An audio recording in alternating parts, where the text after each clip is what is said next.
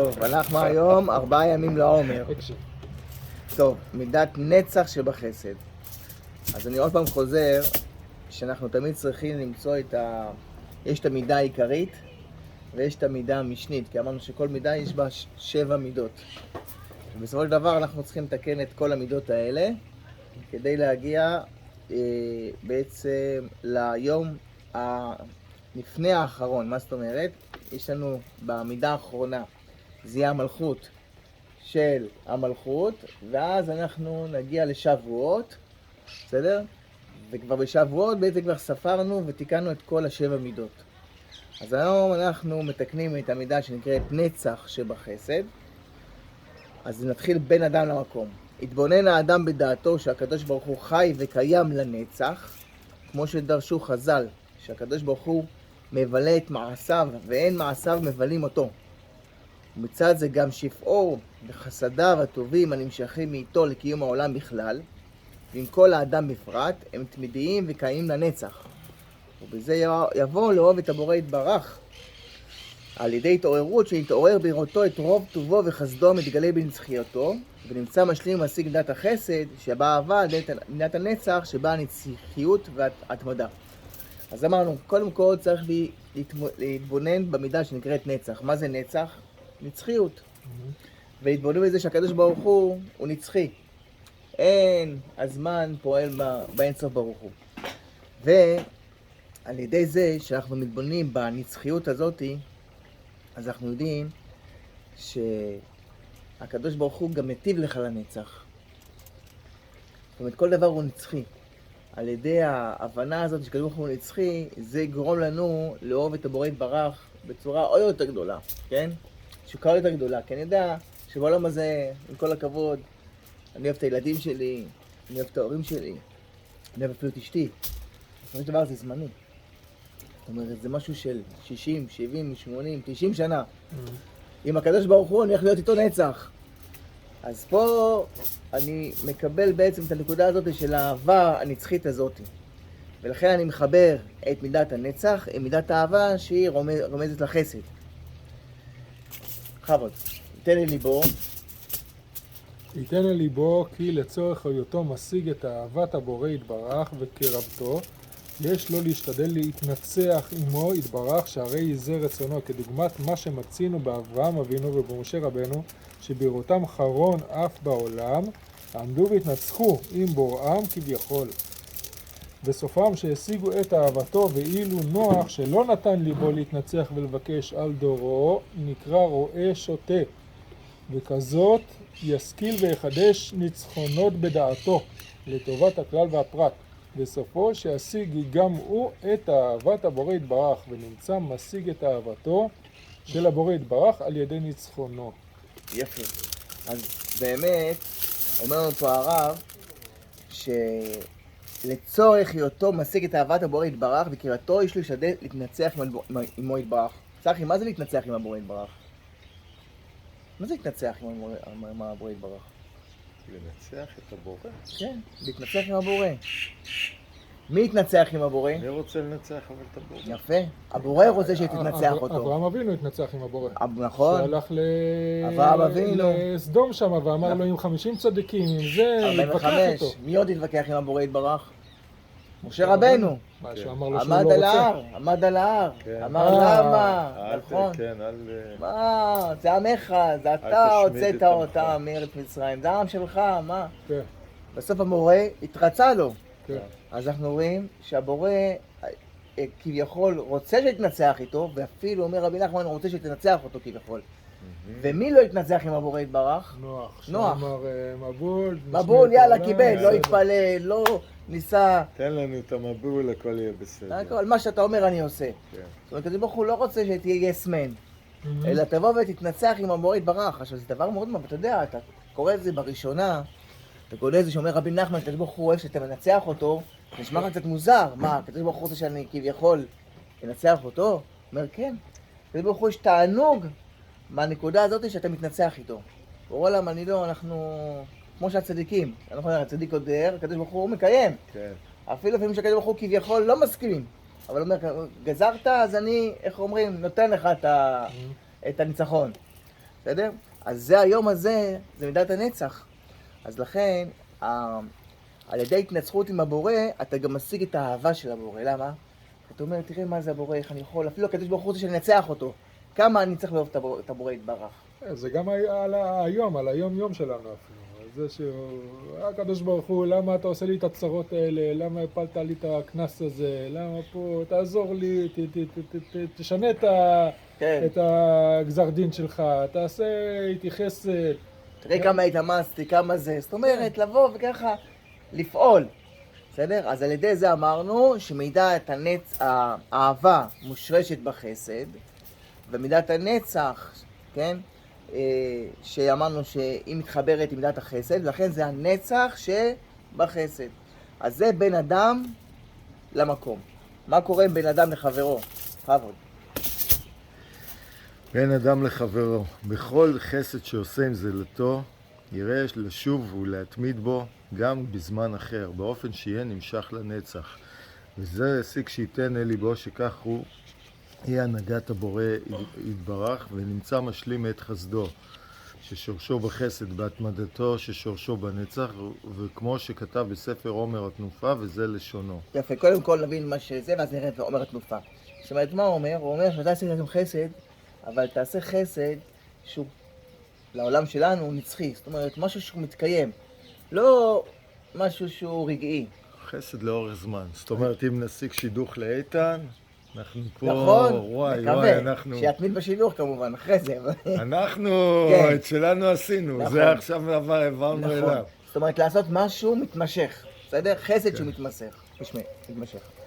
וזה לשונו של עומר התנופה. הנה, הוא מתחיל ליפול, לא? או שלא, שאני טועה.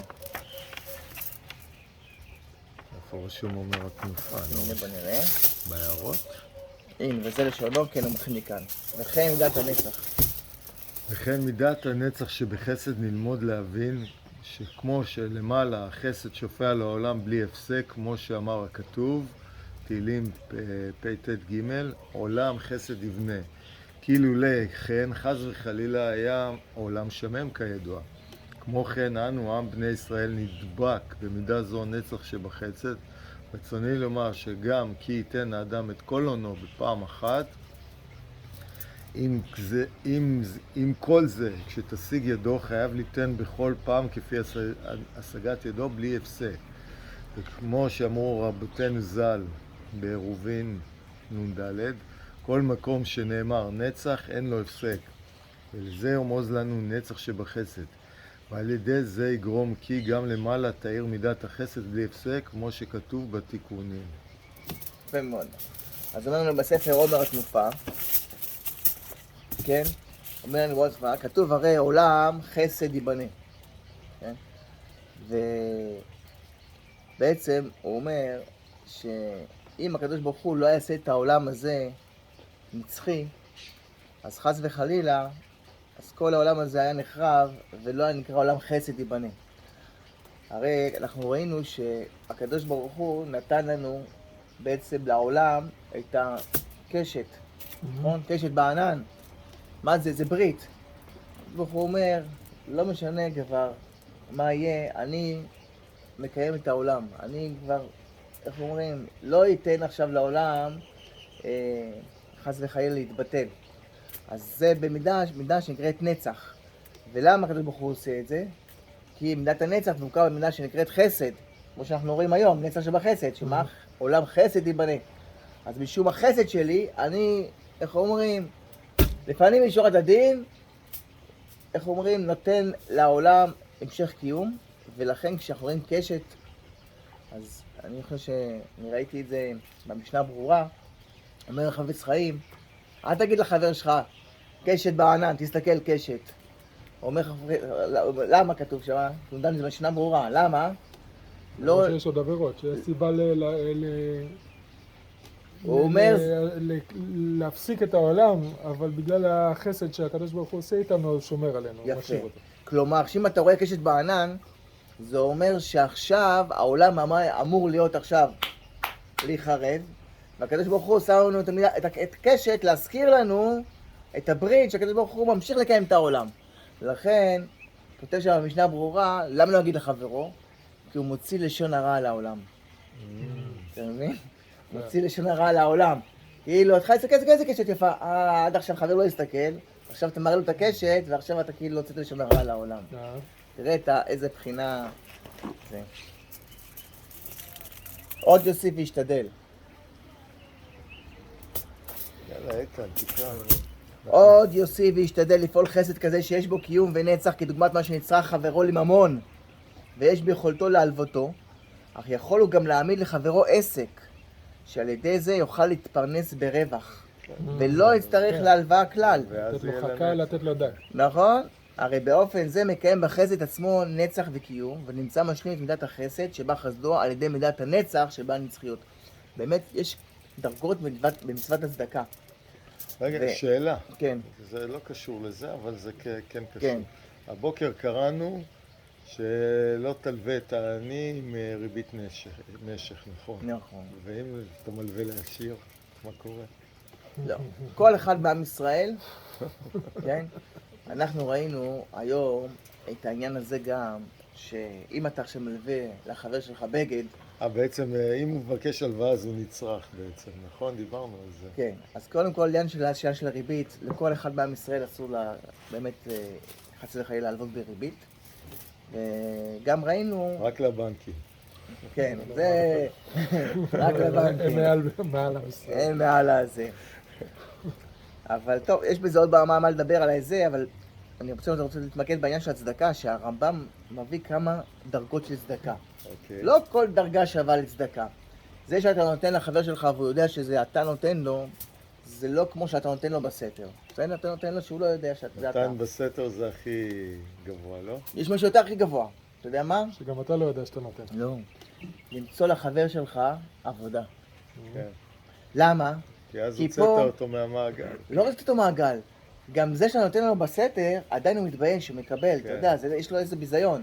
כשאתה נותן לו עבודה, אתה מסדר לו עבודה, אז הוא גם מתפרנס לאורך זמן, כן. והוא גם לא צריך, זה לא מגיע לו בתור צדקה, הוא עובד, הוא לא מתבייש בדבר כן. הזה. אז זו הדרגה הגבוהה ביותר של צדקה. בסדר? תמצא למישהו עבודה. אז אם תמצא למישהו היום עבודה, זה מעולה, כי זה מתחבר לך עם הנצח שבחסד. בסדר? אז אחי תחפש היום מישהו צריך. איתן, אחרי שנמצא לך קלה, אנחנו ישר מוצאים לך גם עבודה. יפה, בדיוק, ואז אנחנו מתקנים את היום. בכבוד, משה. משתדל מאוד לעשות חסד עם חברו במה שייעץ לו עצה טובה. בפרט שנצרך חברו לעצה שיש בה קיום למעמדו, או לנצח בה את יצרו, ונמצא שמשלים ומשיג את מידת החסד על ידי מידת הנצח.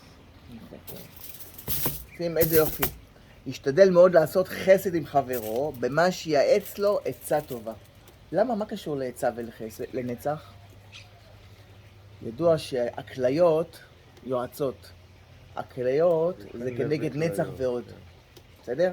אם ניקח את זה באיברי הגוף, אמרנו שכל מידה רוחנית יש לה גם מיקום באיבר הגשמי שלנו, של האדם. בסדר? אז אם נדבר על הלב, זה התפארת. יד ימין זה חסד ויד שמאל זה גבורה. כן, אז אנחנו רואים שכל מידה ומידה. אז הנצח גם הוא רגל ימין, אבל גם בפנימיות הגוף הוא כנגד הכליה, נגד הכליות, בסדר? אז העצה מגיעה מהכליות, כן? אז אם תמצא את חבר שלך ותייעץ לו עצה טובה היום, אתה מתקן את מידת הנצח, כי הנצח, בסדר? רומז לבחינה שנקראת עצה. ואם בעצם אתה עושה את זה כמובן בצורה ככה, לפעמים משורת הדין, אתה יכול גם לחבר את מידת החסד, כי נתת לו עצה טובה בחינם, לא לקחת על זה כסף. אם לקחת על זה כסף, אז לא יודע כמה חסד יש בזה, אבל אם נתת לו את העצה הזו בחינם, אז... לא, הנה, גם להתגבר על חיברת. יצרו, לא למה? סתם לא עצה נכון. טובה. אם נתת לו עצה טובה, לקחת כסף, לקחת ממנו 100,000 שקל והוא ירוויח 10 מיליון שקל. אז זה גם נכון, אז זה גם חסד. אתה צודק, אני חוזר בי, בסדר? ובפרט שנצרך חברו לעצה שיש בה קיום למעמדו. זאת אומרת, העצה הזאת תעזור לו לעשות, אם זה כמו עסק. אתה מייעץ לו לגבי עסק, והעסק זה משהו שהוא לקיום, למעמד שלו, בתקופה ארוכה, אז זה עוד יותר טוב. זכית. יפה. או לנצח בה את יצרו. אתה עכשיו מייעץ לו, תקשיב, אתה צריך, אתה יודע מה אתה צריך לעשות, להתמודד עם התאווה שיש לך, תעשה ככה וככה וככה. אז בנקודה הזאת, אתה נתת לו עצה לנצח את היצר שלו. אז גם, פה תקראת מידת הנצח. ונמצא שמשלים ומשיג את מידת החסד שבה חסדו, על ידי מידת הנצח שבה העצה, הנצחיות והניצחון. באיבר, באיזה איבר אנחנו צריכים להשתמש היום?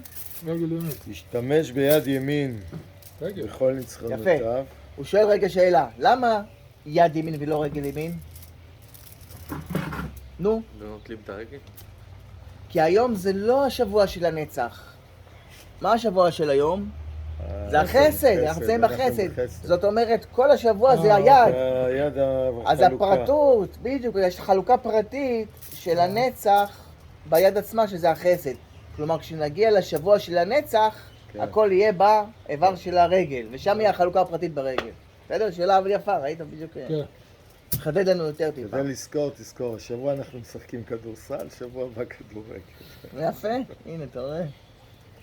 להשתמש ביד ימין בכל ניצחונותיו, בין שהם מצד ההתגברות והניצוח, ובין שהם מצד הקיום והתמידות לנצח, ונמצא משלים את איבר החסד על ידי פעולת הנצח. יפה. מי שרוצה לעשות עבודות ידיים, זה יכול להיות ממש תיקון טוב. להשתמש ביד ימין וינצח, אבל שלא יפסיק. ואם הוא מפסיד, אכל אותו. הצרה לעשות כן, לעשות עוד פעם. בזמן, השתדל לנצח את יצרו ולעשות קיום למעשיו ובפרט לחסדיו ביום ובפרט בבוקר. השתדל לכוון בתפילת 18 בברכת מברך השנים, בתפילת שחרית שתקנה אברהם. כשמזכיר את שם השם צבאות, יכוון בו, בפרט בהיותו קורא פסוק מנביאים או פסוק שנזכר בו גדול הנביאים משה, ובתפילת שחרית, כנ"ל כמו בסעיף הקודם, וקניין תורה בבינת הלב, בסכלות הלב. יפה. סיימנו פה, רק אני אגיד איזה מילה קטנה על העניין של הנביאים. שימו לב שכל ההפטרות של נביאים, מה אנחנו רואים? השם צבאות. שמתם לב? השם צבאות, השם צבאות. השם צבאות, צבאות זה רומז לעניין של הנצח. במיוחד הנצח וגם ההוד. בסדר? אנחנו נראה שהם מידה מאוד מאוד קרובה אחת לשנייה. ולכן, שאני רוצה היום, בגלל שהיום זה הפרטות של הנצח, שבחסד, אז אני רוצה להתקרב, לכוון את עצמי לכיוון של הנצח. אז איך זה נמצא בשמות הקודש? בשם צבאות. אז אם הוא יקרא איזה פסוק מהנביא, יכוון במילה צבאות, שהיום זה רומזת כנגד הנצח, כן? ובאמת, בעזרת השם שנגיע לעניין הזה של הנצח, לשבוע של הנצח נדבר יותר על העניין של הנבואה ומה זה הנביאים. השיעור שלנו מתוזמן לא נכון. למה? כי זה היה לאתמול. לא, זה היום. כן, היום אבל מתחיל אנחנו בלילה. כבר התפללנו. בסדר, נכון, כן. נכון, נכון. צודק, היינו צריכים לעשות את זה אולי לפני התפילה. מחר בהר הבוקר נשב פה. מחר 7. חזק וברוך. 7 התפילה. אה?